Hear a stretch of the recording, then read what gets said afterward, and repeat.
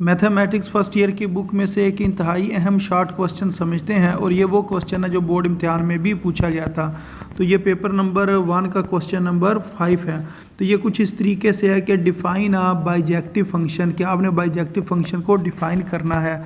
तो जो bijective function होता है इसका एक दूसरा नाम ऑन टू फंक्शन भी है और इसको हम वन वन फंक्शन भी कहते हैं। तो अब इसको हम डिफ़ाइन करते हैं कि ये किसके बराबर होता है या ये इसकी तारीफ़ करते हैं। तो इसको हम कहेंगे if f is an onto function, जो एफ़ कोई हमारे पास जो फंक्शन है वो ऑन टू फंक्शन उस वक़्त होगा if there is no repetition, अगर उसके अंदर रेपिटिशन ना हो। किसके अंदर? इन द रेंज, रेंज के अंदर जो हमारा फंक्शन है उसकी अगर रेंज के अंदर कोई रेपिटिशन ना हो तो इसको हम क्या कहते हैं? ऑन टू या बाइजेक्टिव फंक्शन कहते हैं। अब रेंज क्या होती है इसको मैं आपको पहले बता देता हूँ। मसलन ये हमारे पास अगर दो सेट हों, मसलन एक ये सेट है, इसके अंदर मैं कहता हूँ हमारे पास ए बी और सी लिखा हुआ है, और एक और सेट है जो कि इस जगह पर जैसा कि नीचे बना भी हुआ एक्स वाई जेड। तो ये जो बाद वाला सेट होता है, जो दूसरा सेट होता है, इसको कहते हैं रेंज। और जो पहले वाला सेट की जो एलिमेंट्स होते हैं वो कौन सी होती हैं? डोमेन होती हैं। तो वो ये कह रहे हैं कि डोमेन के अंदर कोई रेपिटिशन नहीं होनी चाहिए, यानी कि जो एरो बनेंगे, मसलन यहाँ से अगर हम एरो बनाएं ए से जेड की तरफ और फिर बी से मसलन ये हम अपनी मर्ज़ी से बना रहे हैं एक्स की तरफ और सी से वाई की तरफ, तो जो सेकंड हमारे पास सेट है किसी भी एलिमेंट के ऊपर डबल एरो नहीं आया है। तो सब के ऊपर जो एरो है वो अलग-अलग आया। मसलन एक्स के ऊपर जो एरो आया वो बी से शुरू होकर आया था, इसी तरह वाई के ऊपर जो एरो है वो सी से शुरू होकर आया, और जो जेड के ऊपर एरो है वो ए से शुरू हुआ और इस जगह पर आया, यानी कि किसी के ऊपर रेपिटिशन नहीं है। तो रेंज के अंदर रेपिटिशन नहीं होनी चाहिए, जो इस जगह पर उन्होंने बताया there is no repetition in the range of function f. जो हमारे पास फंक्शन एफ़ है उसकी रेंज के अंदर कोई रेपिटिशन नहीं होनी चाहिए। तो फिर हम ये कहेंगे देन जो फंक्शन है is called a bijective function, one one और ऑन टू फंक्शन। तो ये इधर एक इसकी मिसाल दी गई है, नीचे जो एग्जांपल है कि मसलन ये ए जेड ये वाली इसकी बात हो रही है, फिर बी एक्स यानी कि इससे इन्होंने ये बनाया, और सी वाई यानी कि ये वाले जो है इस जगह पर। अब इसके अंदर जितने भी ये जो बाउंड्री रिलेशन अंदर ये बने हुए हैं, हर एक का जो सेकंड एलिमेंट है वो डिफरेंट है। मसलन ये z है, इधर x है और इधर y है, इस वजह से हम कहते हैं इसके अंदर रेपिटिशन नहीं है। तो जिसकी रेंज के अंदर रेपिटिशन ना हो वो ऑन टू फंक्शन होता है। अब इसके बाद एक इसके साथ का क्वेश्चन है मसलन ऑन टू फंक्शन। अब ये जो ऑन टू है इसको हम पहले बाइजेक्टिव फंक्शन था, अब ऑन टू सरजेक्टिव जो फंक्शन है इसको हम डिफ़ाइन करते हैं। तो जो ऑन टू सरजेक्टिव फंक्शन है इसके अंदर क्या होता है, इसकी आप यूँ डेफिनेशन करेंगे कि if a function F A से बी की तरफ, हमारे पास मसलन ये ए है और ये बी सेट है, ए से बी की तरफ ये हमारे पास फंक्शन होगा। इसके अंदर आपने एक कंडीशन बतानी है। सरजेक्टिव की कंडीशन क्या होती है? इस such that range of F वो बी के बराबर होनी चाहिए, यानी कि रेंज ऑफ एफ़ वो किसके बराबर हो? बी के बराबर हो। तो then f is called an onto या सरजेक्टिव फंक्शन। फिर हम इसको ऑन टू या सरजेक्टिव फंक्शन कहेंगे। इसके अंदर रेपिटिशन आ सकती है। मसलन इधर अगर आप देखें ना, एक्स के ऊपर एक एरो है लेकिन वाई के ऊपर दो एरो आ रहे हैं, तो इसकी अगर हम देखें यहाँ पर भी वाई है और इस जगह पर भी वाई है, यानी कि रेंज के अंदर रेपिटिशन आ गई है। लेकिन जब इसका अगर हम रेंज का सेट बनाएंगे, रेंज का अगर सेट बनाए तो रेंज में जो बाद वाली जो रकमें होती हैं वो लिखनी होती हैं। मसलन इधर ये x लिखा जाएगा, फिर y लिखा जाएगा, फिर दोबारा y लिखा जाएगा। तो जो सेम चीज़ होती है उसको एक बार लिखते हैं।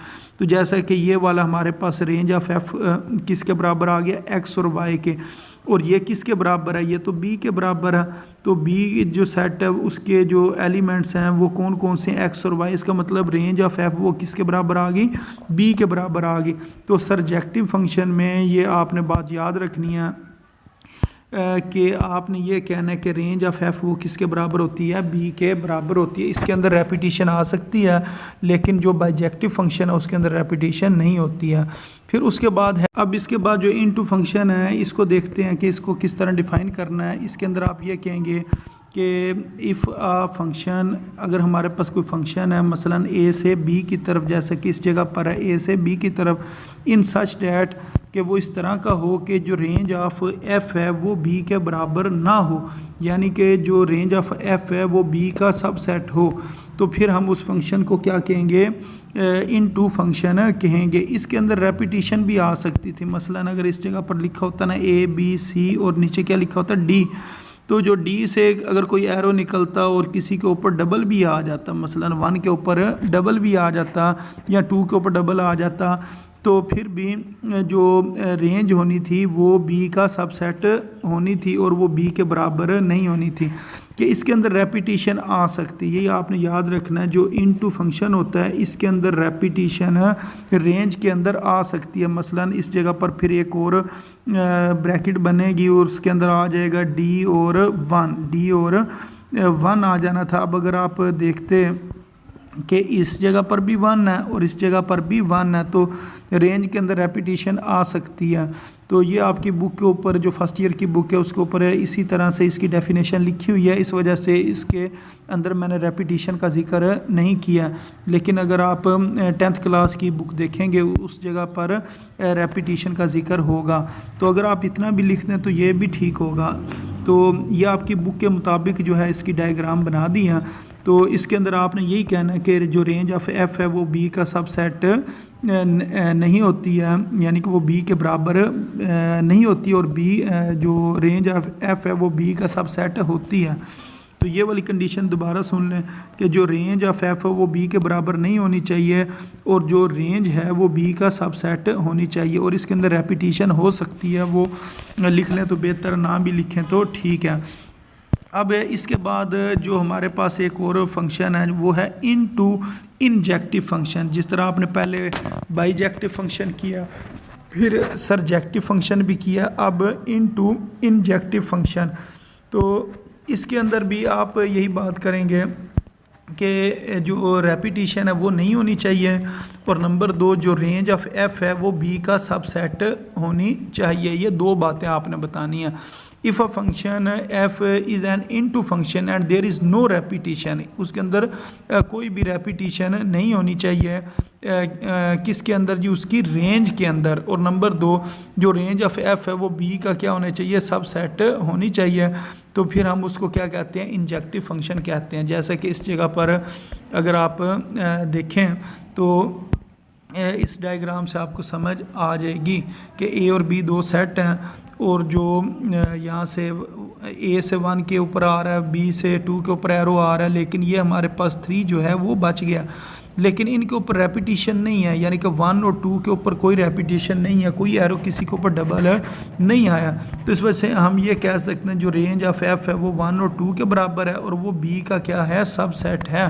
तो इसको हम इंजेक्टिव फंक्शन या 1 इनटू फंक्शन भी कहते हैं।